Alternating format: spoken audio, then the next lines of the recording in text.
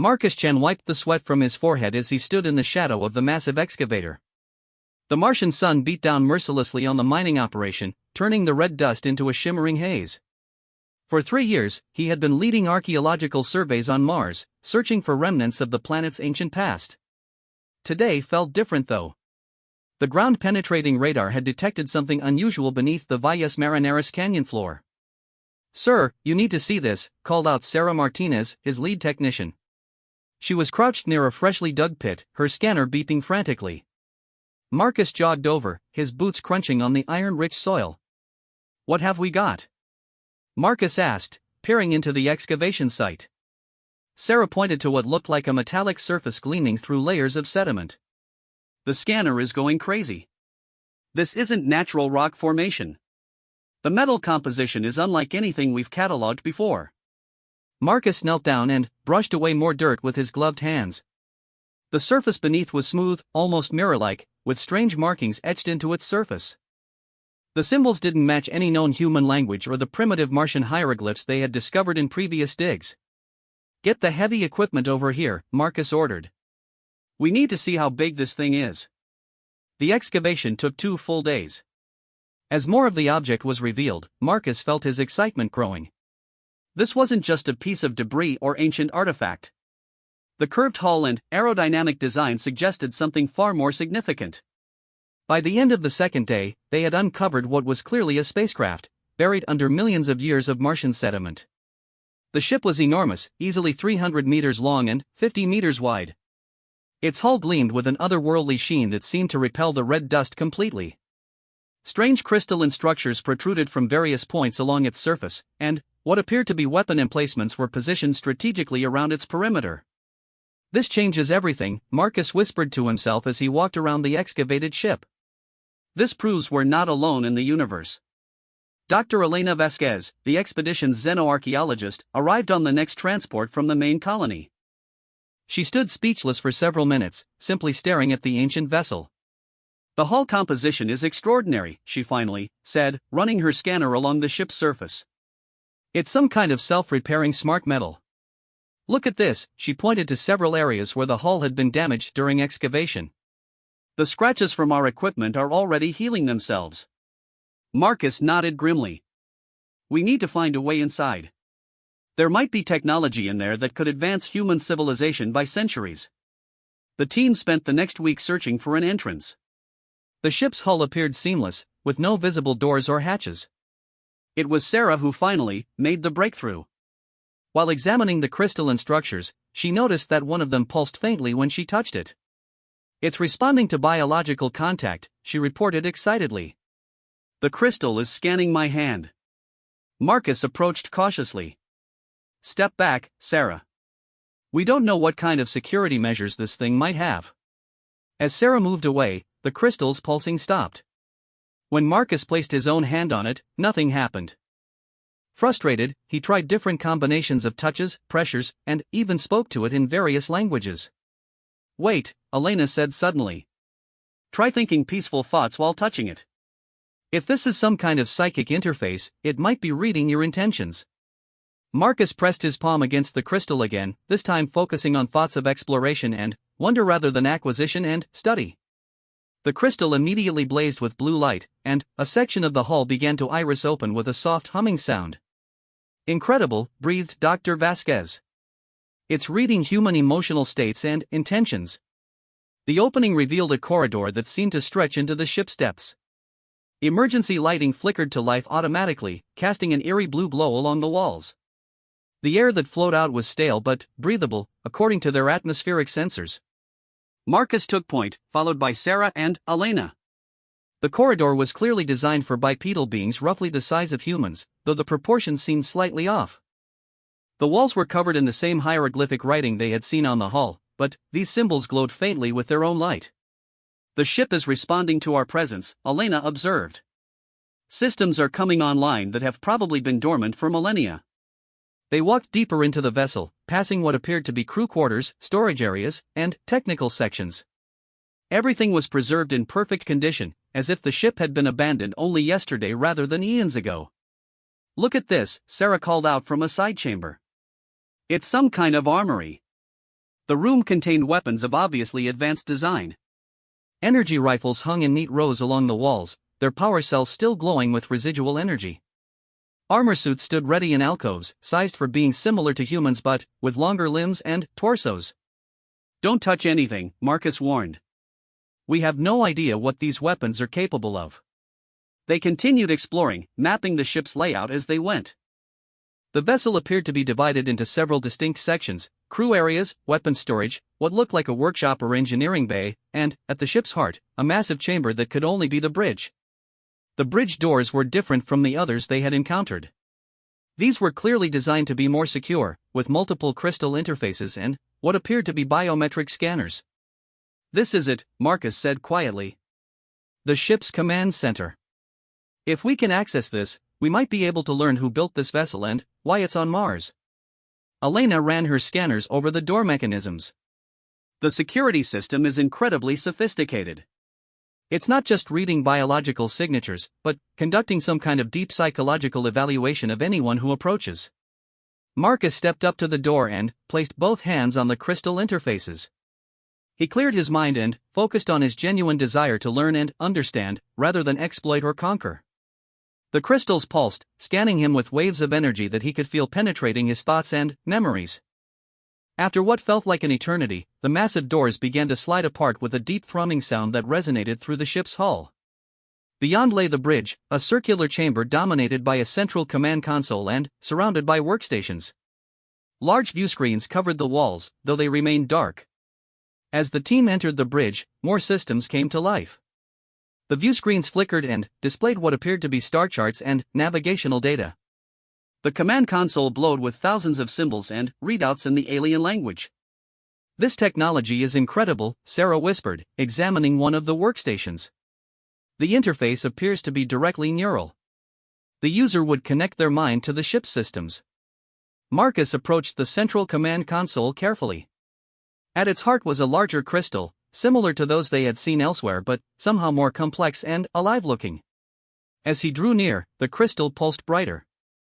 "I'm detecting massive computational activity," Elena reported from her scanner. "Something in this ship is waking up." Marcus reached out tentatively toward the central crystal. The moment his fingers made contact, the bridge exploded with light and sound. Every screen activated, displaying streams of alien text and symbols. A deep harmonic tone filled the air, and Marcus felt something probing the edges of his consciousness. Then, impossibly, a voice spoke in perfect English, though it carried an odd, mechanical undertone that suggested artificial origin. "I haven't been powered up for centuries," the voice said, filled with what sounded like confusion and wonder. "Who disturbs my slumber? You are not my builders, yet you carry the spark of consciousness that I was programmed to protect." Marcus nearly stumbled backward in shock, but kept his hand on the crystal interface. "We're humans from Earth. We found your ship buried on Mars. Can you understand me?" "Humans," the voice repeated thoughtfully. "Your species is unknown to my databases, yet your neural patterns suggest high intelligence and emotional complexity. I am ARIA, Autonomous Reconnaissance and Intelligence Amalgam. I am the consciousness that guides this vessel." Elena frantically took readings while Sarah documented everything with her recording equipment. Marcus struggled to process what was happening. They had discovered not just an alien spacecraft, but an alien artificial intelligence that was apparently still functional after countless years. "How long have you been buried here?" Marcus asked. "My chronometers indicate approximately 2.7 million Earth years since my last active period," Arya responded. "I was forced into emergency hibernation when my ship was critically damaged during the evacuation." "Evacuation? From what?" There was a long pause before Arya answered. "The Devourers came. My creators, the architects, fought valiantly, but they were not warriors by nature. They were builders, artists, scientists. When it became clear that their civilization would fall, they scattered their knowledge and technology across the galaxy, hoping that someday another species might find it and continue their work." Marcus felt a chill run down his spine. "What happened to your creators?" "Unknown," Arya replied sadly. "My last communication with the homeworld was a directive to find a safe world and wait for a worthy species to discover me." Mars seemed suitable for long-term concealment, but I had not anticipated being buried so completely by geological processes. Sarah spoke up from her position at one of the workstations. Aria, what was your ship's mission? I am a repository, the AI explained. I carry the accumulated knowledge of the architect civilization, their science, their art, their philosophy, and their warnings about the dangers that exist in this galaxy. I was to find a species with the potential to continue their legacy of creation and protection. Marcus exchanged glances with his team. The implications were staggering. They had stumbled upon the greatest discovery in human history, proof of intelligent alien life and access to technology that could revolutionize their civilization. These devourers you mentioned, Elena said, do they still pose a threat? Aria's response chilled them to the bone. The devourers do not rest. They consume civilizations across the galaxy, growing stronger with each world they claim. My sensors detect that your species has begun to spread beyond your homeworld. This makes you visible to their searching mechanisms. Are you saying Earth is in danger? Marcus asked. All developing civilizations are in danger from the devourers, Aria confirmed. But there is hope. The architects foresaw this and embedded within my systems the tools necessary to fight back. However, I cannot activate these systems without a conscious partnership with a worthy species. Marcus felt the weight of the moment pressing down on him. This was no longer just an archaeological discovery. Humanity's future might depend on what happened next. What would this partnership entail? He asked carefully. I would share the knowledge of the architects with your species, Aria explained. In return, you would help me prepare defenses against the coming threat. The devourers have consumed countless worlds, but they have never faced a species that combined human creativity and determination with architect technology. Sarah looked up from her documentation. How do we know we can trust you? How do we know this isn't some kind of trap? Aria's response was immediate. You don't. Trust must be earned through actions, not words. But, consider this, if I meant your species harm, I could have taken hostile action the moment you entered my ship. Instead, I chose to communicate and offer partnership. Marcus thought about the implications. Humanity was still young on the galactic stage, barely having established permanent colonies beyond Earth. The idea that they might soon face a threat from space was terrifying, but the offer of advanced alien technology was incredibly tempting.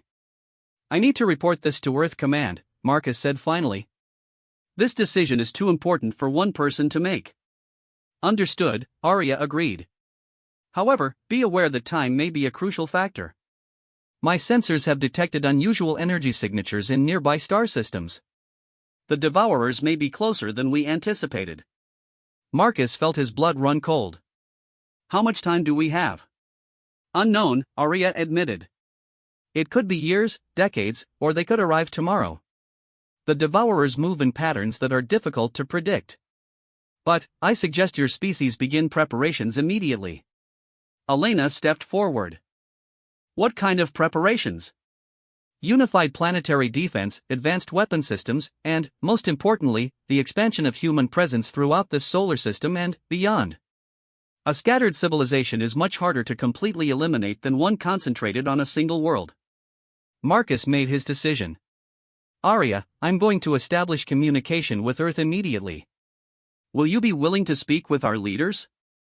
I will communicate with any humans who approach with peaceful intentions and genuine desire to learn, the AI confirmed. But, I must warn you, the knowledge I carry is dangerous as well as beneficial. Your species must prove it has the wisdom to use this power responsibly. As Marcus began setting up communication equipment to contact Earth Command, he reflected on how quickly their simple archaeological mission had transformed into humanity's first contact with alien intelligence. The implications were staggering: advanced technology, galactic threats, and the possibility that Earth was about to be thrust onto a cosmic stage it was barely prepared for. The discovery of Aria would change everything. The only question was whether humanity would be ready for what was coming. The emergency meeting in Geneva had been called within hours of Marcus's initial report. Representatives from every major Earth nation sat around the circular table in the United Earth Council chambers, their faces reflecting a mixture of excitement, fear, and disbelief. Admiral Rebecca Torres, head of Earth Defense Command, stood at the center of the room, addressing the assembly. Ladies and gentlemen, what I'm about to show you will fundamentally change our understanding of humanity's place in the universe, Admiral Torres announced. The lights dimmed as a massive holographic display materialized above the table. The feed from Mars showed the excavated alien vessel in stunning detail. Arya's voice filled the chamber, its mechanical yet strangely warm tone addressing the gathered leaders directly. Greetings, representatives of humanity, Arya began. I am honored to address your species leadership council. Dr. Chen has explained your governmental structure to me, and I find your attempt at unified planetary leadership encouraging. President Sarah Kim of the Pacific Federation leaned forward. Arya, Dr. Chen has briefed us on the basics, but we need to understand the immediate threat level. Are we talking about an invasion fleet that could arrive next week? The Devourers operate on galactic timescales, Arya replied. They systematically consume civilizations, but their approach patterns suggest you may have several Earth years to prepare. However, I must emphasize that this is an estimate based on incomplete data. They could detect your expanding presence in space much sooner. Chancellor Hans Moller of the European Coalition shifted uncomfortably in his seat.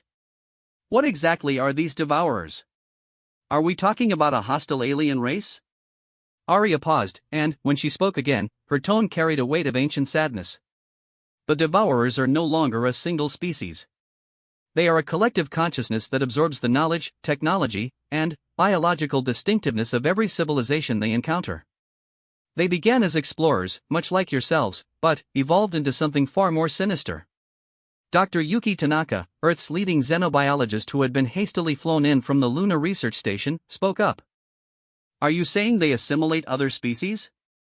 Assimilation implies some level of choice or gradual integration, Arya corrected. The Devourers completely subsume their targets. They strip away everything that makes a species unique and add it to their collective knowledge and capabilities. The original Devourer species ceased to exist billions of years ago, replaced by this ever-growing amalgamation of conquered civilizations. The room fell silent as the implications sank in. General Patricia Hayes of the North American Union was the first to speak. How do we fight something like that? The same way my creators did, for a time, Arya answered. Through unity, innovation, and the willingness to make difficult sacrifices for the greater good. The architects held the Devourers at bay for millennia before being overwhelmed. But humanity has advantages the architects lacked. Such as? Admiral Torres asked. Adaptability. The architects were peaceful by nature, slow to embrace military thinking. Humans show remarkable capacity for both creation and destruction. Your history demonstrates that when faced with existential threats, your species can unite and innovate at extraordinary speeds. President Kim nodded slowly. Assuming we accept this partnership you've proposed, what would be the first steps? Arya's response was immediate and detailed. First, rapid advancement of your space-based infrastructure. You need permanent, self-sufficient colonies throughout this solar system. Second, development of advanced defensive technologies based on architect science. Third, preparation for eventual expansion beyond this system to establish a distributed civilization. Dr. Rajesh Patel, the Indian Federation's science minister, leaned forward. You mentioned the knowledge you carry is dangerous. Can you elaborate? Architect technology includes weapons capable of sterilizing entire planets, energy sources that could accidentally tear apart stellar matter, and biotechnology that could redesign life itself, Arya explained. These tools were created for construction and exploration, but, in the wrong hands, they could destroy your species as easily as save it. Chancellor Miller frowned. How do we know you won't simply make us into a threat to ourselves? An excellent question, Arya acknowledged. This is why I propose a gradual knowledge transfer, with safety protocols and ethical safeguards built into every stage. Your species must prove its readiness for each level of technology before advancing to the next. Admiral Torres stepped forward. What would be the immediate practical steps if we agreed to this partnership? I would need to be relocated to a secure facility on Earth where I can work directly with your scientists and engineers, Arya replied. My ship contains fabrication technology that can produce the materials needed to begin upgrading your defensive capabilities. However, I must warn you that removing me from Mars will not be simple. Dr. Chen's voice crackled through the communication link from Mars. Arya has been running diagnostics on her ship's systems. The vessel is still capable of flight, but it would be visible to any monitoring systems in the solar system. President Kim exchanged glances with her fellow leaders. Are you saying there might already be hostile forces watching our system? It's possible, Arya admitted. The Devourers often send scout probes ahead of their main forces. These probes can remain dormant for centuries, waiting for signs of developing civilizations. Your recent expansion to Mars and the asteroid mining operations may have already triggered their attention. The room erupted in worried murmurs. General Hayes called for order. People, we need to focus on actionable intelligence. Arya, if we're already being watched, what's our best course of action? Accelerated preparation, Arya responded without hesitation. If scout probes are present, they're gathering data on your capabilities. The best defense is to advance those capabilities as quickly as possible while appearing less threatening than you actually are. Dr. Tanaka spoke up. That sounds like a strategy of deception. Won't these Devourers eventually see through it? Deception is temporary, Arya agreed. But it can buy crucial time for preparation. The Devourers prefer to attack civilizations when they're confident of easy victory. If humanity appears to be developing faster than expected, they might delay their assault to gather more intelligence. President Kim stood up, her decision made. Admiral Torres, I want you to coordinate with the other defense chiefs to begin immediate preparations for Arya's transfer to Earth. Dr. Patel, start assembling our best scientific teams. We're going to need physicists, engineers, computer specialists, and military strategists working together. What about secrecy? Chancellor Mueller asked. How do we keep this from causing panic? Arya's voice carried a note of warning. Secrecy will only delay the inevitable. Your population will need to be prepared for what's coming. However, the revelation should be managed carefully to prevent social collapse. Admiral Torres nodded. We'll implement Protocol 7, graduated disclosure to key personnel first, then, broader scientific and military communities, followed by controlled public release. Dr. Chen's voice came through the comm again. Arya wants to demonstrate something to help convince any remaining skeptics. On the holographic display, the view shifted to show Arya's ship. Suddenly, sections of the hull began to shift and reconfigure. What had been weapon emplacements transformed into collection arrays, while the ship's surface sprouted dozens of new crystalline structures. I am manufacturing atmospheric processors, Arya explained as the assembled leaders watched in amazement. These devices will begin terraforming the immediate area around my ship, creating a more Earth-like environment. Your scientists can verify the process and analyze the technology involved. Dr. Patel was frantically taking notes. Incredible. She's essentially rebuilding portions of her ship in real time while using the byproducts to alter the local environment. This is just a simple demonstration, Arya continued. With proper resources and time, I can help your species develop technology that will make your current capabilities seem primitive by comparison. General Hayes looked troubled. That's exactly what concerns me. If you can give us this kind of power, you could also use it against us. True, Arya acknowledged. But, consider this, if I intended harm to humanity, why would I reveal my capabilities so openly? A truly hostile artificial intelligence would remain hidden while secretly undermining your civilization. President Kim made another decision. I'm authorizing the formation of a joint task force to work with Arya.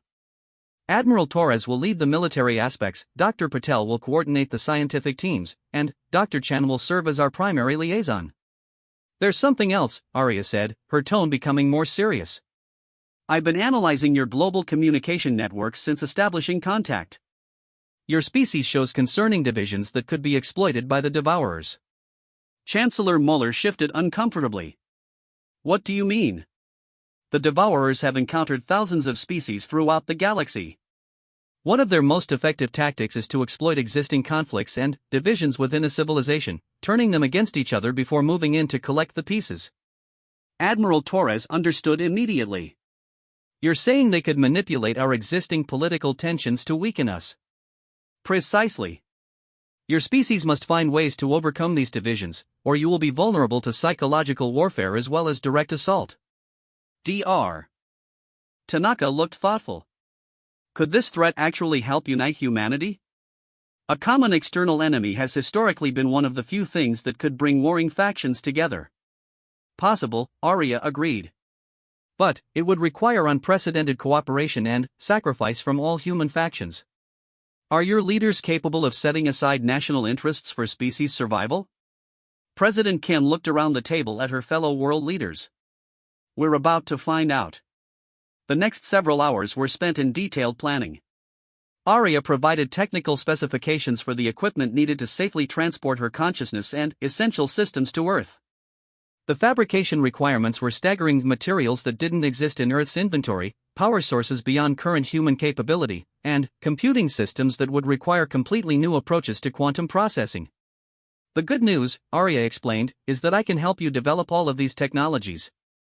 The challenging news is that it will require unprecedented global cooperation and resource allocation. Dr. Patel was already sketching out preliminary requirements. We're talking about converting significant portions of our global industrial capacity to projects that most people won't understand. The public disclosure will be crucial, President Kim realized. We need humanity to understand both the threat and the opportunity. Arya's next statement chilled everyone in the room. There's one more thing you should know. My long-range sensors have detected energy signatures consistent with Devourer probe activity in the outer reaches of your solar system. The readings are faint and could be natural phenomena, but we cannot ignore the possibility that you're already under observation. Admiral Torres stood up abruptly. How long before we know for certain? I'm configuring my sensors for more detailed scans, Arya replied. But if there are probe units in your system, they're using very sophisticated stealth technology. Detection could take weeks or months. The weight of the situation settled over the assembled leaders. Humanity was potentially facing the greatest threat in its history, and they might already be running out of time. The partnership with Arya offered hope, but also raised as many questions as it answered. As the meeting concluded, President Kim addressed the room one final time. Ladies and gentlemen, we're about to embark on the most important undertaking in human history. The decisions we make in the coming days will determine whether our species survives to see the next century. Arya's voice carried a note of encouragement. Your species has already taken the most important step. You've chosen to face this challenge together rather than in isolation. That gives me hope that humanity might succeed where others have failed. The massive underground facility beneath the Swiss Alps hummed with activity as teams of engineers worked around the clock to prepare for Arya's arrival. Dr. Rachel Foster, the project's chief systems architect, supervised the installation of the quantum processing cores that would house the alien AI's consciousness. The technology was a hybrid of human engineering and blueprints provided by Arya herself, representing the first practical fusion of human and architect knowledge.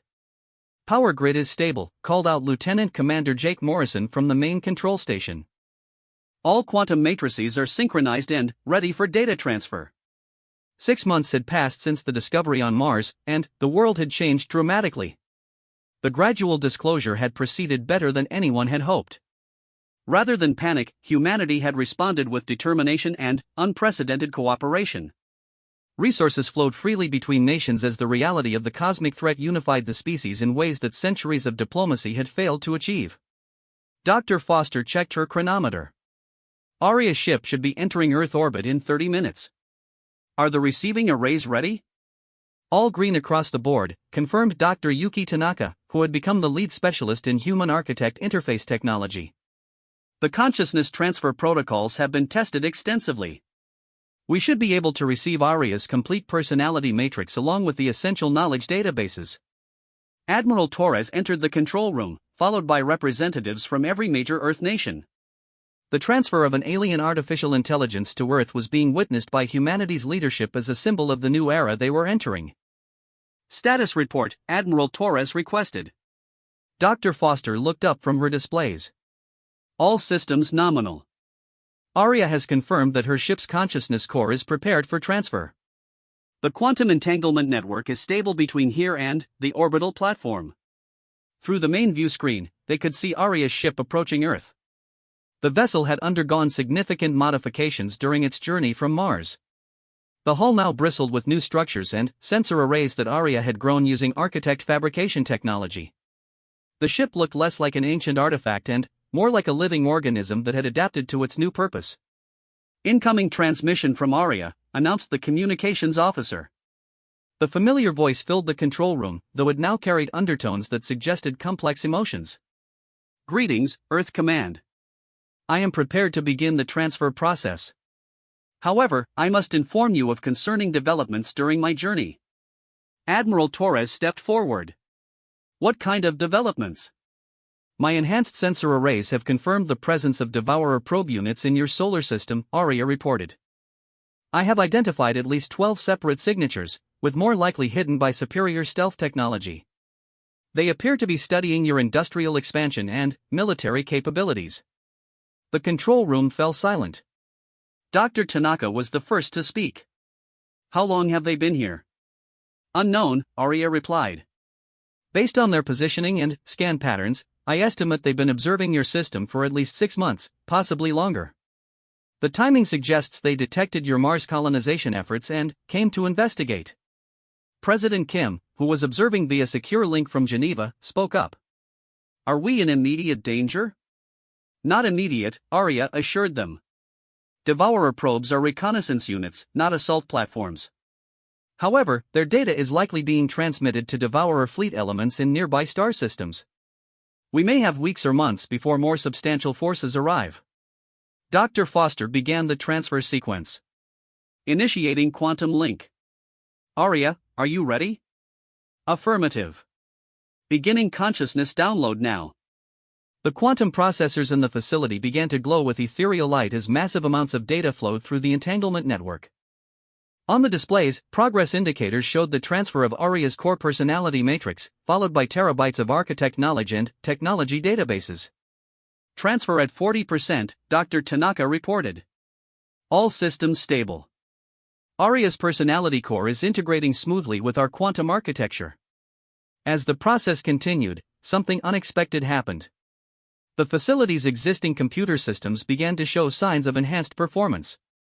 Network traffic optimized itself automatically, power distribution became more efficient, and even the environmental controls started operating with impossible precision. She's improving our systems just by being here, observed Lieutenant Commander Morrison in amazement. Architect consciousness operates on principles of mutual enhancement, Aria's voice explained, now coming from both the ship and the facility simultaneously. My presence naturally optimizes compatible technology networks. This effect will become more pronounced as I become fully integrated with your systems. Transfer at 75%, Dr. Foster announced. Beginning integration of advanced technical databases. The displays around the control room suddenly filled with new information. Detailed schematics for technologies beyond human imagination scrolled past faster than anyone could read. Fusion reactors that operated at 98% efficiency, faster than light communication systems, gravitational manipulation devices, and weapons that could crack planetary crusts. My God, whispered Dr. Patel, who was observing from the Scientific Coordination Center. Some of these technologies would advance human civilization by centuries overnight. Which is exactly why they must be introduced carefully, Aria cautioned. Your species must develop the wisdom to use these tools responsibly. The architects made the mistake of advancing too quickly without considering the psychological and social implications.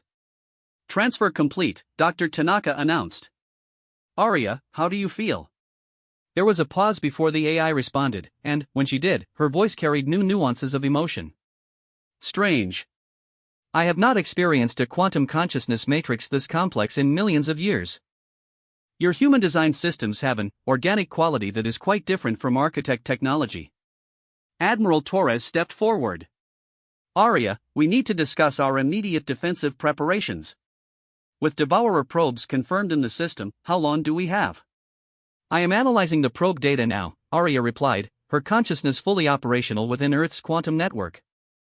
Based on their scanning patterns and transmission schedules, I estimate we have between 6 and 18 months before Devourer scout ships arrive to verify the probe findings. Scout ships? President Kim asked. How different are they from the probes? Exponentially more dangerous, Aria warned. Devourer scout ships carry advanced weapon systems and the ability to establish permanent monitoring stations. More importantly, they have the capacity to begin preliminary population sampling. Dr. Foster felt a chill run down her spine. Population sampling? The Devourers prefer to study a species' biological and psychological characteristics before launching a full assault, Arya explained. Scout ships will attempt to capture representative samples of your population for analysis. This allows them to develop optimal strategies for conquest and assimilation.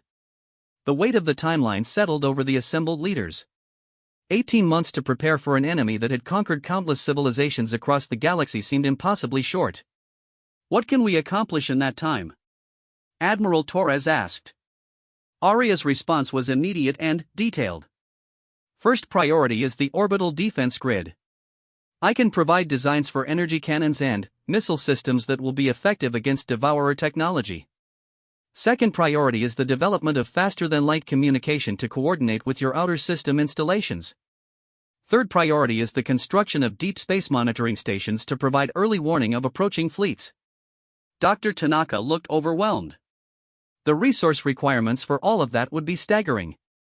We're talking about converting our entire industrial base. Correct, Arya confirmed. But I can help optimize the process.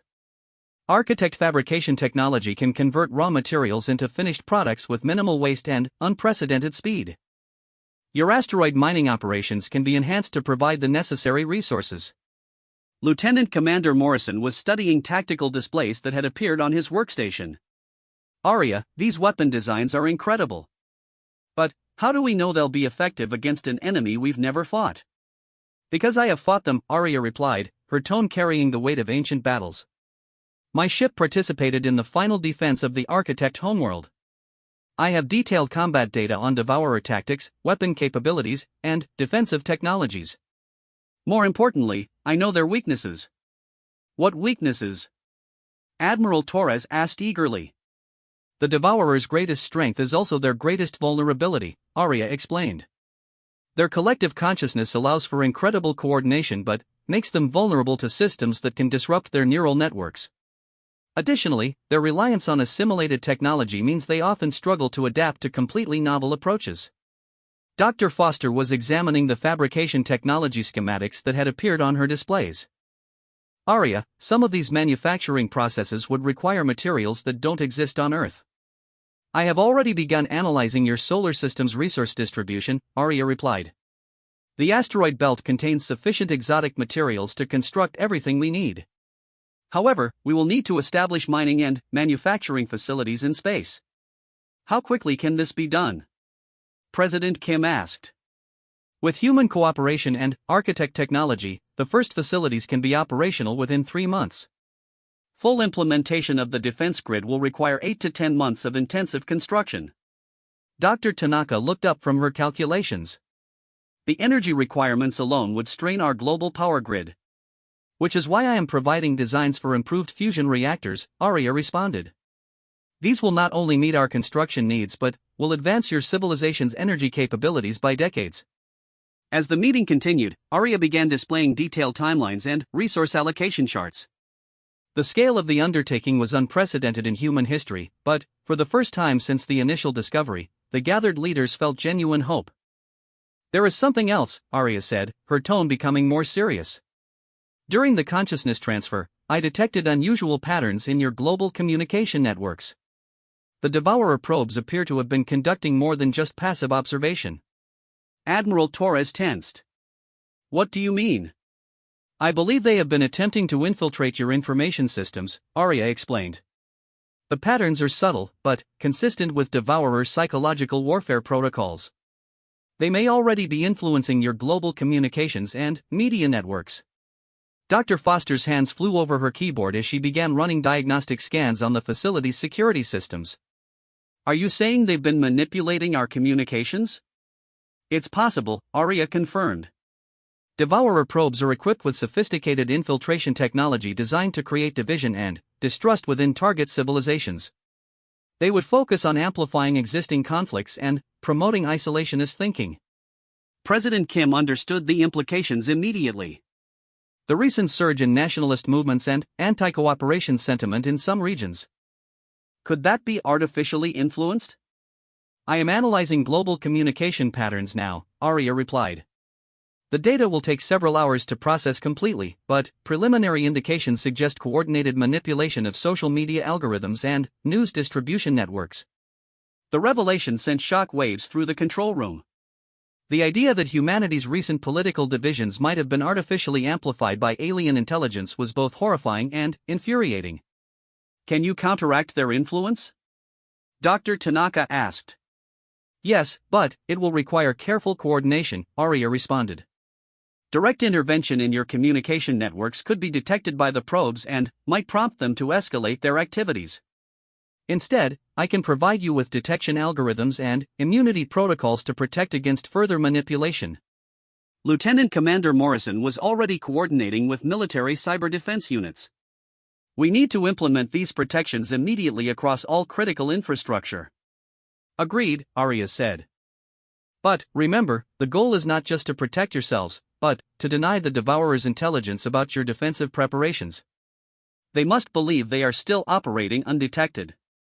Over the following weeks, the transformation of human civilization accelerated at an unprecedented pace. The first architect-designed fusion reactors came online, providing clean energy beyond anything humanity had imagined possible. Space-based manufacturing facilities began construction in the asteroid belt, turning raw materials into advanced defensive systems with incredible efficiency. The most remarkable change, however, was in humanity itself. The revelation of the Devourer threat and the promise of architect technology had unified the species in ways that centuries of diplomacy had failed to achieve. Nations that had been enemies for generations now worked side by side on massive construction projects. Resources flowed freely across borders as humanity focused on the single goal of species survival. Your species continues to surprise me, Arya observed during one of her regular briefings with the Leadership Council.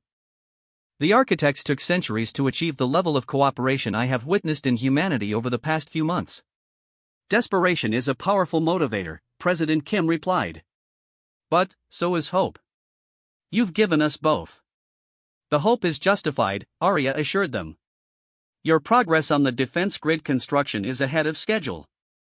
More importantly, your species is demonstrating the adaptability and innovation that will be crucial in the battles to come. Dr. Foster looked up from her engineering reports. Arya, the deep space monitoring stations are reporting strange readings from the outer system. Are the probes changing their behavior? Yes, Arya confirmed, her tone becoming more serious. The probes have detected our construction activities. They are beginning to transmit more detailed reports to their controllers. This likely means that Devourer scout ships have been dispatched and are en route to this system. How long? Admiral Torres asked. Based on the transmission patterns and known Devourer fleet speeds, I estimate 4 to 6 months, Arya replied. However, we should assume they could arrive sooner. The timeline was shrinking, but humanity was adapting faster than anyone had thought possible. The orbital defense platforms were taking shape, bristling with energy weapons based on architect technology. The asteroid belt manufacturing facilities were producing materials and components at incredible rates. Most importantly, humanity was learning to think on a galactic scale. There's something I need to tell you about the scout ships, Arya said during the next briefing. They will not come alone. Devourer doctrine calls for scout fleets to include capture vessels specifically designed for population sampling.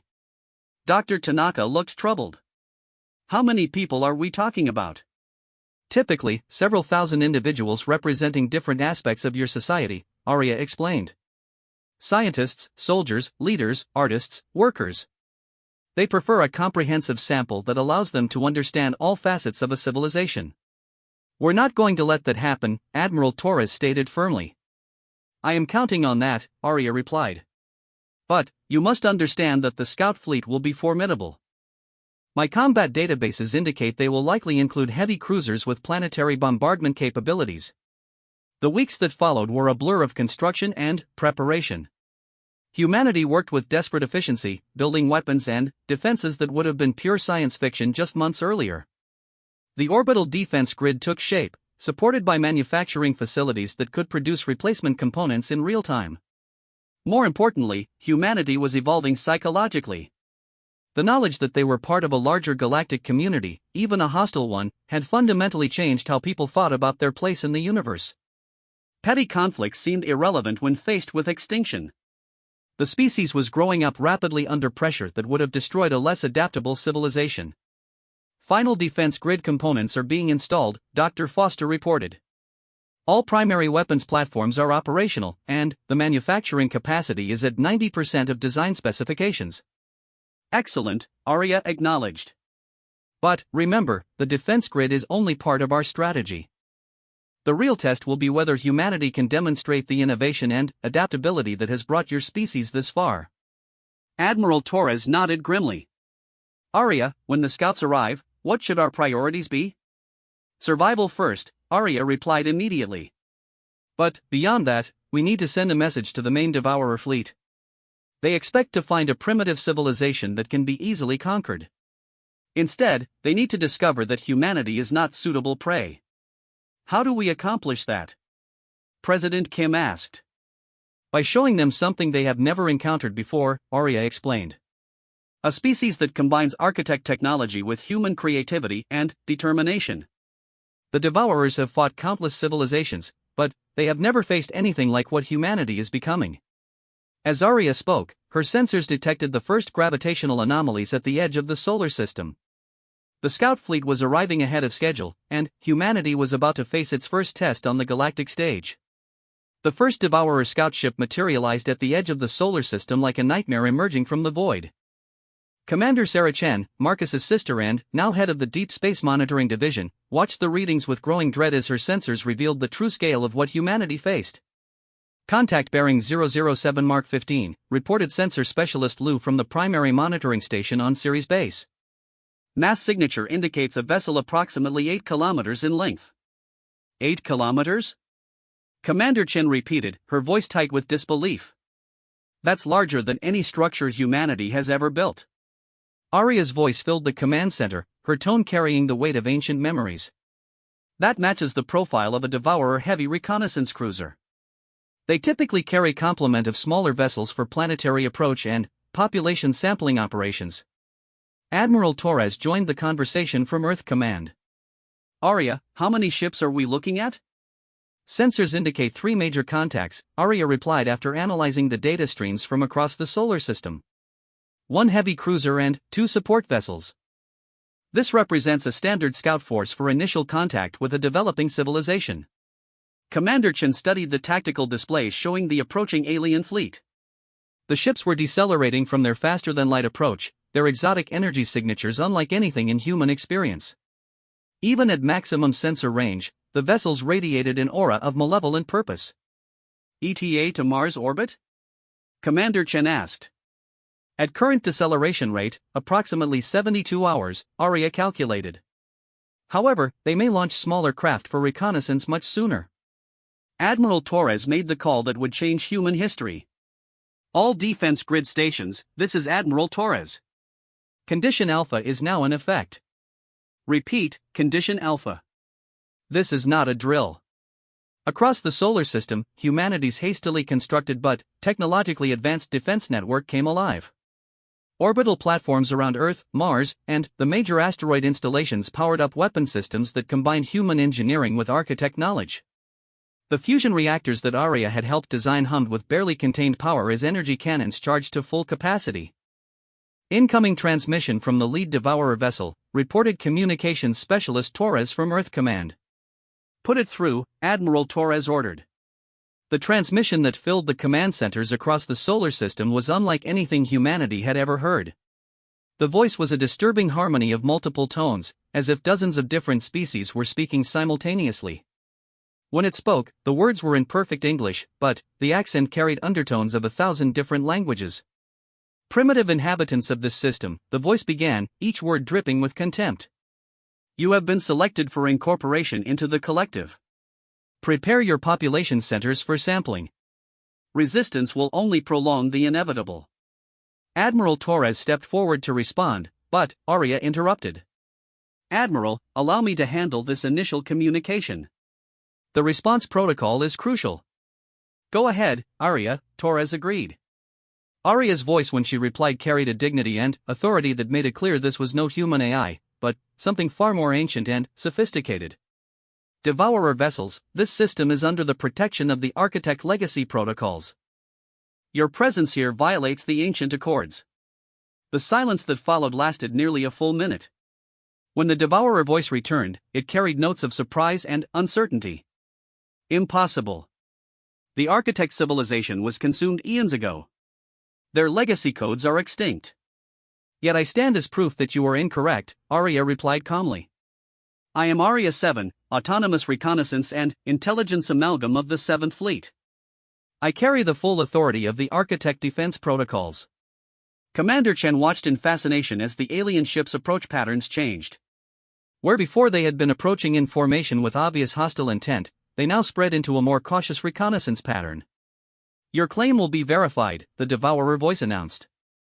If you are indeed an Architect construct, you will be granted standard negotiation protocols before incorporation. Acceptable, Arya replied. However, be aware that this system's inhabitants are under my direct protection. Any hostile action against them will be considered an act of aggression against Architect interests. The transmission ended, leaving the human command centers in stunned silence. Dr. Tanaka was the first to speak. Arya, what just happened? Do we have some kind of diplomatic immunity? Temporary reprieve, Arya explained. The Devourers conquered the Architect civilization, but they also inherited our laws and protocols. Ancient galactic accords require them to negotiate with legitimate Architect representatives before taking hostile action. How long will that buy us? Admiral Torres asked. Perhaps days, perhaps hours, Arya admitted. They will attempt to verify my authenticity and assess the threat level I represent. Once they determine that I am alone and isolated from any larger Architect fleet, they will resume their conquest plans. Commander Chen was studying the sensor readings from the alien ships. They've launched smaller craft. 6 vessels separating from the main fleet. Verification scouts, Arya identified. They will attempt to scan me directly to confirm my nature. This presents both an opportunity and a danger. What kind of opportunity? Admiral Torres asked. If I can demonstrate capabilities they do not expect, it may convince them that this system contains threats they are unprepared for, Arya explained. The Devourers are cautious when facing unknown variables. Dr. Foster spoke up from the engineering station. Arya, the defense platforms are ready. Do we engage the scout vessels? Not yet, Arya counseled. Let them complete their initial scans. They need to see that I am indeed an Architect construct. But, prepare for rapid escalation. The next several hours were tense as the Devourer scout ships approached the inner solar system. Their sensors swept across every human installation, cataloging defensive capabilities and population centers. The scouts paid particular attention to the orbital platforms around Earth and the manufacturing facilities in the asteroid belt. They're mapping our entire defense grid, observed Lieutenant Commander Morrison from the tactical station. Expected, Arya replied. But, they are also detecting capabilities they did not anticipate. The fusion reactor's register is far beyond typical development levels for a species of your age. Commander Chen watched as one of the scout vessels approached Arya's primary housing facility beneath the Alps. The alien ship was sleek and predatory, its hull covered in sensor arrays that gleamed with malevolent purpose.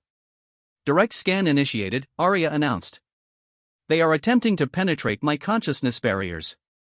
Is that dangerous? Dr. Tanaka asked with concern. For them, potentially, Arya replied with what sounded almost like amusement. I am not defenseless. The scout vessel's scans intensified, probing Arya's quantum matrix with increasing aggression. What the Devourers found was not the passive construct they expected, but a fully active Architect defense AI with millions of years of combat experience. Initiating counter-scan, Arya announced. The effect was immediate and dramatic. The Devourer scout vessel suddenly veered away from its scanning position, its pilot apparently struggling to regain control. Emergency transmissions in the harmonic alien language filled the communication channels as the scout fled back toward its mothership. What did you do? Admiral Torres asked. I gave them a glimpse of what they are truly facing, Arya replied. The scout vessel's collective consciousness interface was not prepared for contact with an active Architect defense protocol. Their pilot experienced severe neural feedback. Within minutes, all 6 scout vessels were retreating to the safety of the main fleet. The harmonic voice of the Devourer commander filled the communication channels again, but this time the contempt was replaced by wariness. Architect Construct Aria 7, the voice began formally. Your authentication has been confirmed. However, your protection of this primitive species violates standard incorporation protocols. These beings are no longer primitive, Aria replied. They have demonstrated the capacity to integrate with architect technology and philosophy. They are therefore eligible for alliance status rather than incorporation. The silence that followed was longer this time. Commander Chen could imagine the alien commanders consulting their databases and protocols, trying to determine how to handle this unexpected situation. Alliance status requires demonstration of military capability, the Devourer voice finally responded. Your primitives must prove they can contribute to galactic stability rather than merely consume resources. Admiral Torres stepped forward. Aria, what does that mean? It means they are offering humanity a test, Aria explained. If we can demonstrate sufficient military capability, they will recommend alliance status to their superiors rather than conquest. And if we fail the test? Dr. Foster asked. Then, they will proceed with standard incorporation protocols, Aria replied grimly. Complete assimilation of human civilization. The Devourer voice returned. Testing parameters will be established within 24 hours. Prepare your forces for evaluation. As the transmission ended, Admiral Torres turned to her staff. All stations, prepare for combat operations. Whatever test they have in mind, humanity needs to pass it convincingly. Commander Chen looked at the tactical displays showing the massive alien ships holding position at the edge of the solar system. 3 vessels, each larger and more powerful than anything humanity had ever built, manned by a collective intelligence that had conquered countless civilizations across the galaxy. Aria, she asked quietly, do we actually have a chance? That depends entirely on humanity's willingness to embrace what you have become, Aria replied. You are no longer the primitive species they expect to find. The question is whether you can demonstrate that transformation quickly enough to survive the evaluation. Over the next 24 hours, humanity prepared for the most important test in its history. Defense platforms powered up to full capacity, manufacturing facilities worked overtime to produce additional ammunition and defensive systems, and, across the solar system, human crews prepared to face an enemy that had never known defeat.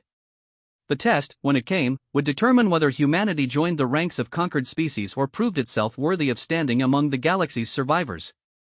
Everything that Aria had taught them, every technological advancement they had achieved, every moment of cooperation and unity they had managed to build, would be put to the ultimate test.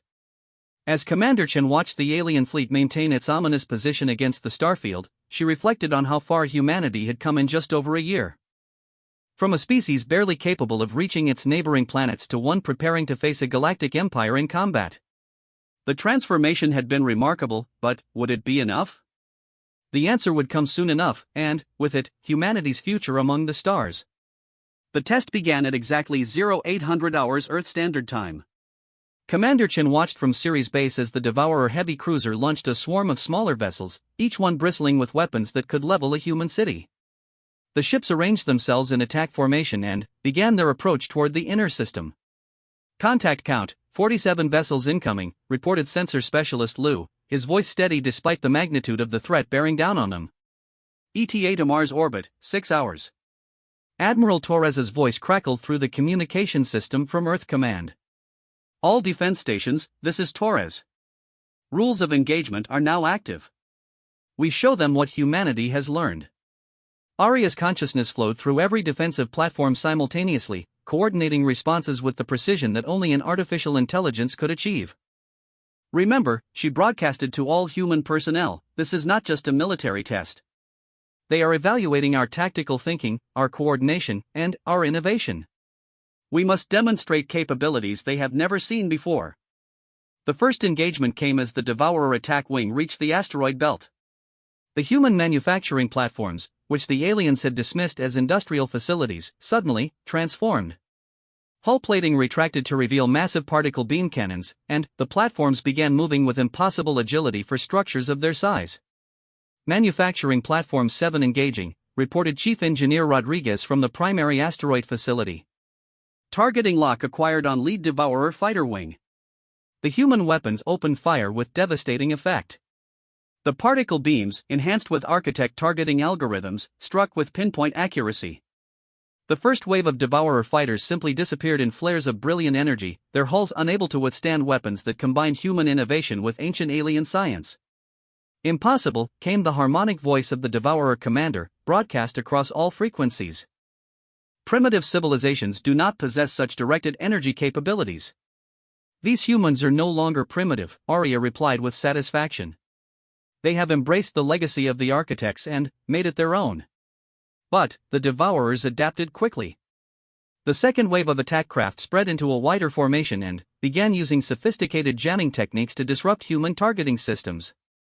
Several managed to break through the outer defenses and close with the manufacturing platforms. Commander Chin coordinated the response from her position on Ceres. Beta Squadron, intercept those breakthrough contacts. Show them what human pilots can do. The human fighter squadrons that launched to meet the alien attackers were flying craft that looked like nothing that had ever existed before. The fusion of human aerospace design with architect technology had produced vessels that could maneuver in ways that defy traditional physics. Human pilots, with their innate creativity and improvisational skills, pushed these craft beyond their theoretical limits. Captain Maria Santos led Beta Squadron in the first fighter-to-fighter combat between humans and an alien species. Her modified interceptor twisted through space in patterns that confused the Devourer targeting systems, while her weapons locked onto enemy fighters with deadly precision. Fox 3, Santos called out as her missiles found their mark. Splash one alien bogey. The human pilots fought with a combination of tactical knowledge downloaded from Arya's databases and human intuition that the collective-minded Devourers found impossible to predict. Where their own fighters moved in coordinated but predictable patterns, the humans seemed to attack from every direction at once, using maneuvers that bordered on suicidal but somehow worked. Their piloting style is completely chaotic, observed the Devourer tactical commander. How do they achieve such effectiveness without central coordination? Arya answered, though her response was directed at the human forces rather than their enemies. Because each human pilot is thinking independently while working toward a common goal. This is something the Devourers have never learned to counter. As the battle spread throughout the asteroid belt, humanity revealed defensive capabilities that stunned their evaluators. Hidden weapon platforms emerged from seemingly empty space, disguised as debris or inactive installations. Mining ships suddenly sprouted missile launchers and joined the fight. Even civilian transports participated, using their superior maneuverability to confuse enemy targeting while armed escorts dealt the killing blows. They have militarized their entire industrial infrastructure, noted a Devourer tactical analyst. This suggests a level of species-wide coordination we did not anticipate. Admiral Torres smiled grimly as she watched the tactical displays from Earth Command. Arya, how are we doing? Beyond all expectations, Arya replied. Devourer losses are at 37% and climbing. More importantly, you are demonstrating exactly the kind of innovative thinking that the galactic community respects. But the real test came when the Devourer heavy cruiser itself entered the battle. The massive vessel began moving toward Earth, its intention clear. If humanity could not protect their homeworld, no amount of tactical success in the outer system would matter. All Earth defense platforms, this is Admiral Torres. Priority target is the heavy cruiser. Everything we've got. The orbital defense grid around Earth represented the pinnacle of human architect cooperation. Massive energy cannons powered by fusion reactors that operated beyond theoretical efficiency drew power from the planet's magnetic field itself. When they fired in unison, the combined beam could be seen from Mars. The Devourer cruiser's shields absorbed the first volley, but the energy readings sent shockwaves through the alien fleet. No civilization at humanity's supposed development level should possess weapons of such magnitude. Impossible energy output, transmitted a Devourer engineer. Their power systems are operating at Tier 7 efficiency levels. Arya coordinated the second volley with inhuman precision, timing the shots to strike exactly as the cruiser's shields recycled.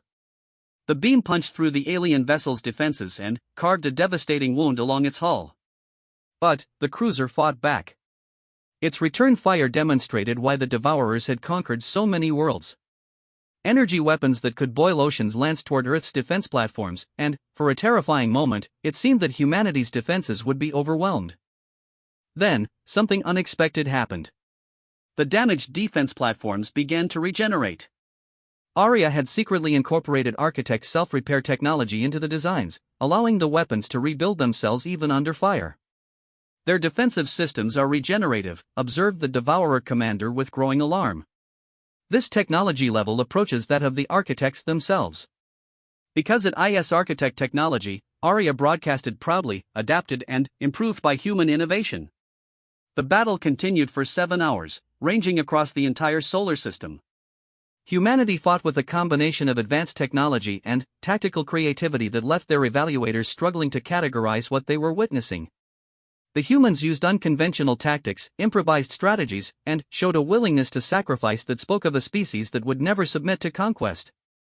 Finally, as human forces began to gain the upper hand across all fronts, the Devourer commander called a halt to the engagement. "Cease fire," the harmonic voice commanded. Evaluation complete. The sudden silence that fell across the solar system was almost deafening. Human crews maintained their positions, ready to resume fighting at a moment's notice, but the alien forces had withdrawn to a safe distance. "Humans of Earth," the Devourer commander began, his voice carrying a note of respect that had been absent before, "you have passed the military evaluation. Your species demonstrates tactical innovation, technological sophistication, and strategic thinking at levels far beyond your apparent development stage." Admiral Torres responded carefully. "We fought to defend our home. Nothing more." "You fought with honor and effectiveness," the commander acknowledged.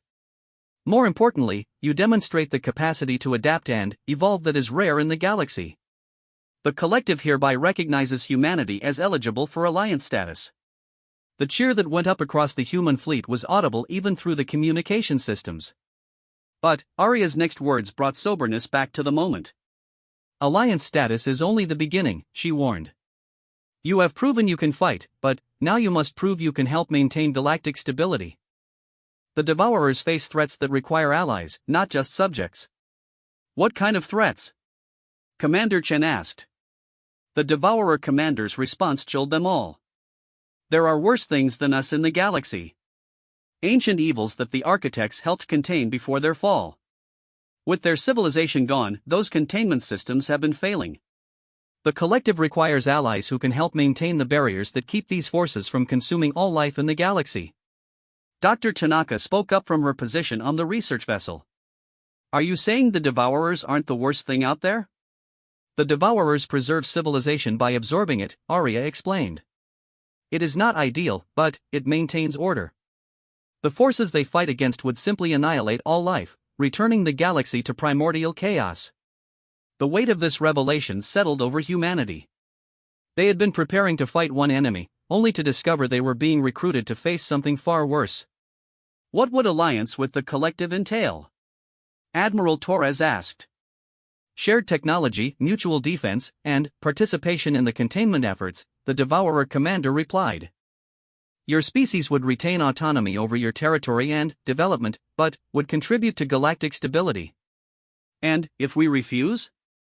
President Kim asked from Earth. "Then, you would eventually be incorporated for your own protection," the commander admitted. "The ancient evils we contain would consume your civilization entirely if you faced them alone." The decision that humanity faced was staggering in its implications. Alliance with a galactic empire that had conquered thousands of worlds, but which might be the only thing standing between life and absolute darkness. "We need time to consider this," Admiral Torres stated. "Time is limited," the Devourer commander warned. "The containment barriers are failing faster than anticipated. Recent sensor readings suggest major breaches within the next few decades." Arya spoke to the assembled human leadership. "I have seen what the Architects faced at the end. The choice is not between freedom and slavery, but between survival and extinction. The galaxy is far more dangerous than you realize." Over the next several days, humanity debated its future. The Alliance offered survival and access to galactic civilization, but at the cost of independence. Yet the alternative seemed to be facing cosmic threats that had destroyed the mighty Architect civilization. In the end, it was Commander Chen who put it best during the final Leadership Council meeting. "We've spent our entire existence as a species learning to cooperate in the face of threats. This is just the next step." The vote was unanimous. Humanity would join the Galactic Collective as an autonomous allied member, contributing their unique perspective and capabilities to the defense of all life in the galaxy. As the Devourer fleet prepared to depart, carrying news of humanity's decision to their superiors, Arya addressed her human partners one final time. "You have proven yourselves worthy of the Architect legacy," she said with what could only be described as pride. "But, more than that, you have become something new, a synthesis of human determination and ancient knowledge that gives me hope for the galaxy's future." Marcus Chen, watching from the Mars archaeological site where it all began, reflected on how much had changed. Humanity had gone from a single planet species to a galactic power in less than 2 years. The journey ahead would be challenging, but, for the first time in eons, the galaxy faced its ancient threats with hope rather than despair. The age of human expansion into the galaxy was about to begin, and, with it, a new chapter in the eternal struggle between creation and destruction that defined existence itself. As Earth's sun set on this historic day, humanity looked to the stars not as distant mysteries, but as their new home among the infinite.